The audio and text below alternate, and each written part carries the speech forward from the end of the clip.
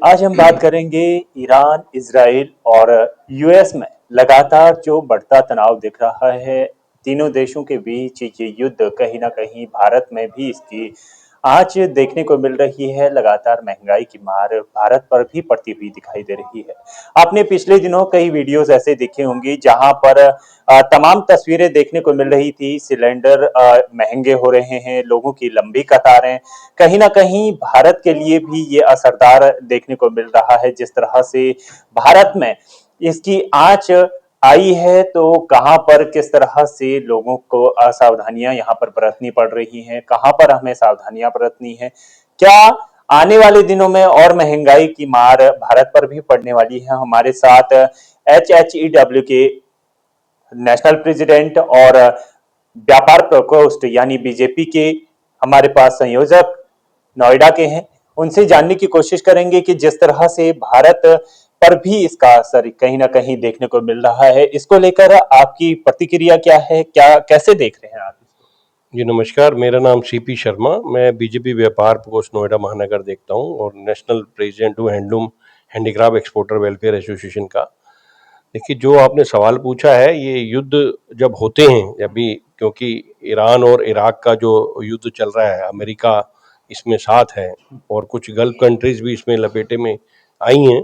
देखिए, हम लोगों को ये एक प्रोसेस समझना चाहिए कि जो लड़ाई होती है, युद्ध होता है, उसका इम्पैक्ट कुछ ना कुछ तो पड़ता है सभी जगह। क्योंकि भारत भी अब ईरान और इराक और गल्फ कंट्रीज में हम लोग 80% LPG और गैसेस सब हम लोग इंपोर्ट करते हैं। पेट्रोल भी हम लोग इंपोर्ट करते हैं, जबकि हमारी सरकार ने ये हमें भरोसा दिया है कि 1 महीने का उनके पास रिजर्व है।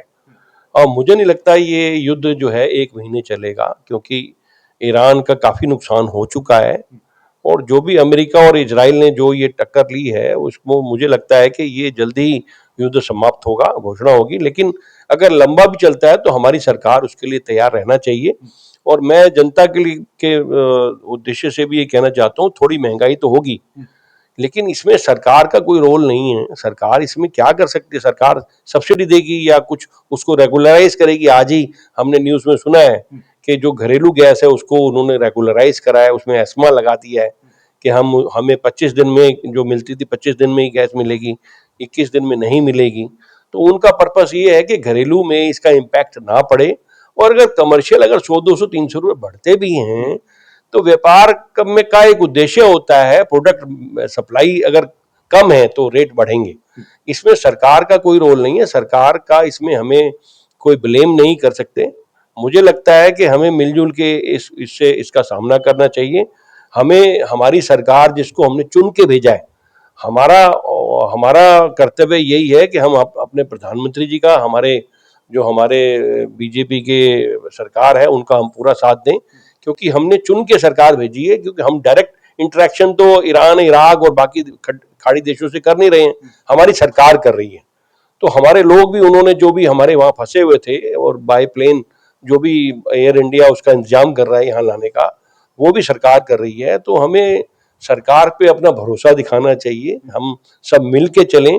और अगर कोई ऐसी बात है जैसे हम विपक्ष के द्वारा सुनते हैं, ये हो गया, तेल बढ़ गया, पेट्रोल बढ़ गया, तो अगर कोई कांग्रेस की भी सरकार होती तो क्या वो गैस सिलेंडर या गैस, वो नेचुरल गैस यहाँ बनाना शुरू कर देते? It is impossible. तो जो 80% चीज हम इंपोर्ट कर रहे हैं और अगर वो हमें महंगी आ रही है और कम आ रही है, तो रेट बढ़ेगा। क्योंकि वो ONGC कंपनी जो है वो चलाती है, उसका काम है देखना कि कितना रेट बढ़ाना है। सरकार का ये मंशा है कि आम आदमियों पे कम से कम प्रेशर पड़े, वो सरकार जरूर ध्यान रखेगी।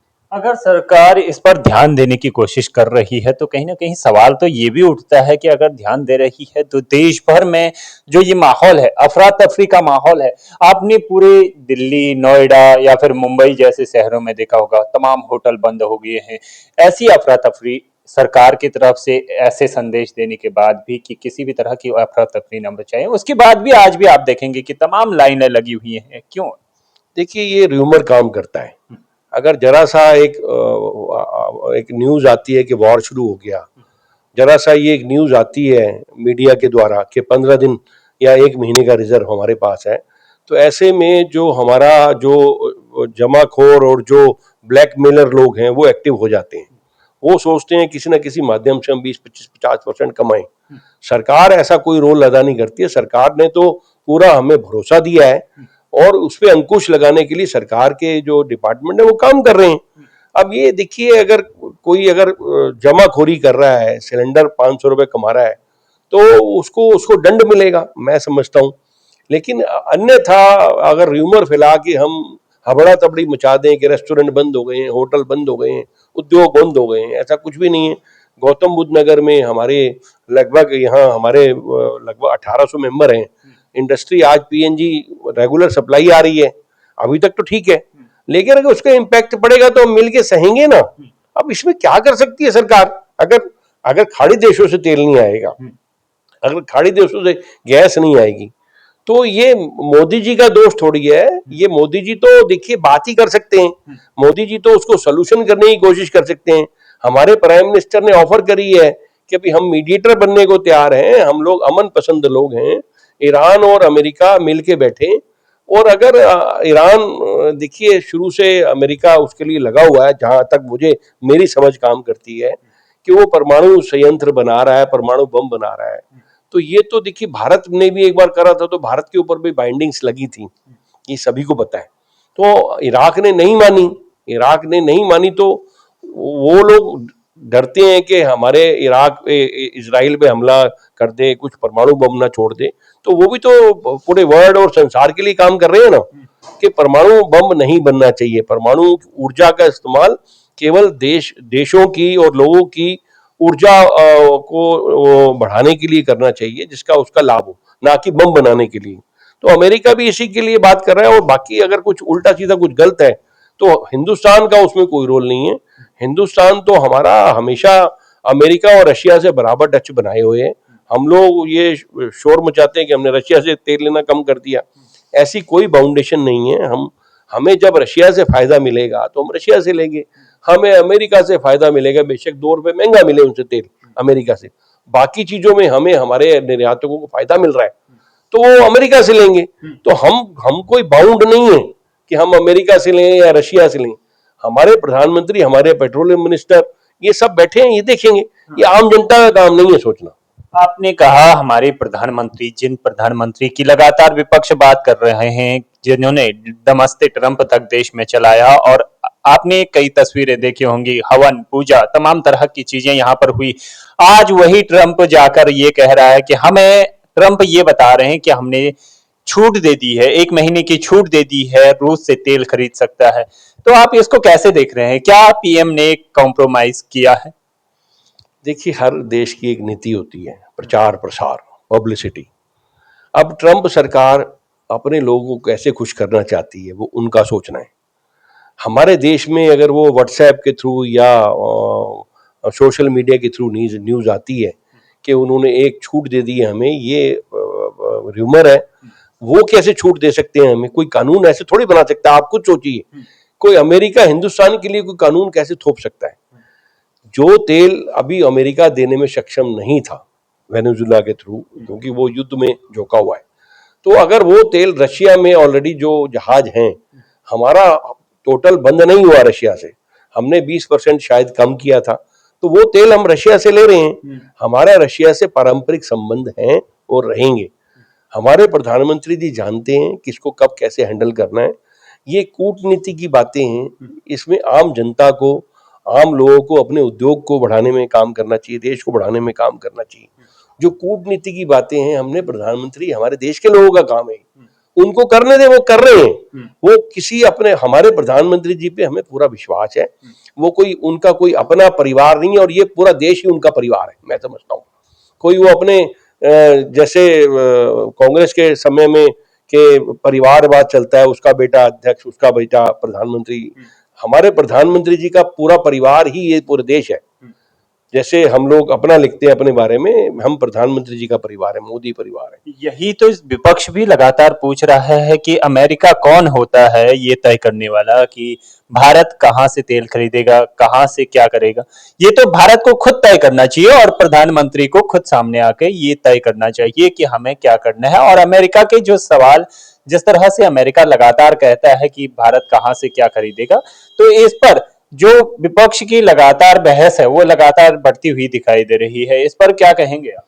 देखिए, आपके पास कोई, आप देखिए, मीडिया के लोग हो, आपके पास कोई विपक्ष ने या किसी आपके माध्यम से कोई आपके पास ऑफिशियल लेटर यूएस का है जो भारत सरकार को उन्होंने एक इंस्ट्रक्शन दी हो, जो आप कह रहे हो कि ट्रंप सरकार ने इंडिया सरकार को इंस्ट्रक्शन दी? ऐसा कोई पत्र है कि 1 महीने तक आप, मैं इजाजत दे रहा हूं आपको? ऐसा कोई पत्र नहीं है। मैंने आपको जैसे अभी बताया, ये एक हर देश का एक पब्लिसिटी स्टंट होता है कि हमने युद्ध किया, हम जीत गए, हम, हमारी मिसाइलें ज्यादा गिरी, उनके लोग ज्यादा मरे, हम जीत की ओर अग्रसर हैं। ऐसे ही ईरान कह रहे हमने जहां जहां उनके सैनिक बेड़े हैं, हमने नुकसान पहुंचाया। ये सब पब्लिसिटी स्टंट होते हैं और कुछ नहीं है। वो अपने अमेरिका में अपने लोगों को अट्रैक्ट करना चाहते हैं, प्रभाव देना चाहते हैं उनके ऊपर। तो हमें अपने, अन्यथा इसके लिए परेशान नहीं होना चाहिए। ऐसा हमारे जो विपक्ष शोर मचा रहा है, रूमर फैला रहा है, ऐसा कोई पत्र दिखाए, मैं चैलेंज करता हूं कि अमेरिका ने विदेश मंत्रालय के थ्रू या सीधे भारत सरकार को कोई पत्र लिखा हो या इंस्ट्रक्शन दी हो, तो आप भेजिए, वो हमारी सरकार उसका जवाब देगी।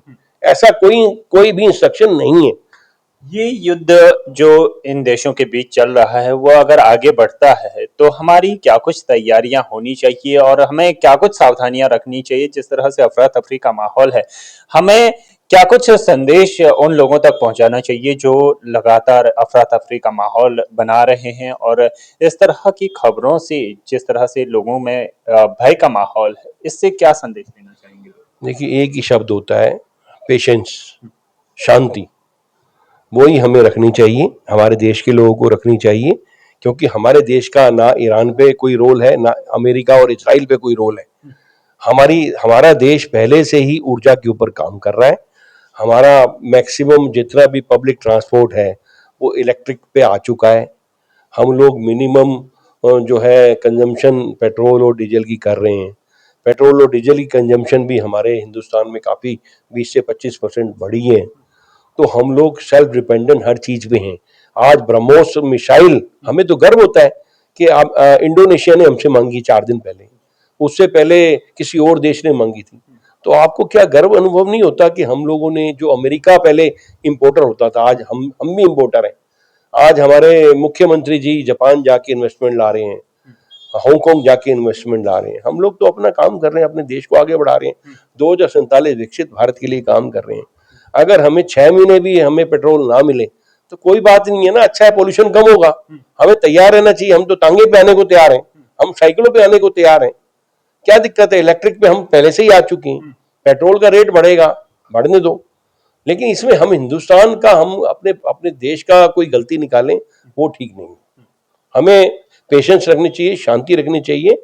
मुझे नहीं लगता कि ये युद्ध 15 दिन से ज्यादा और चलेगा।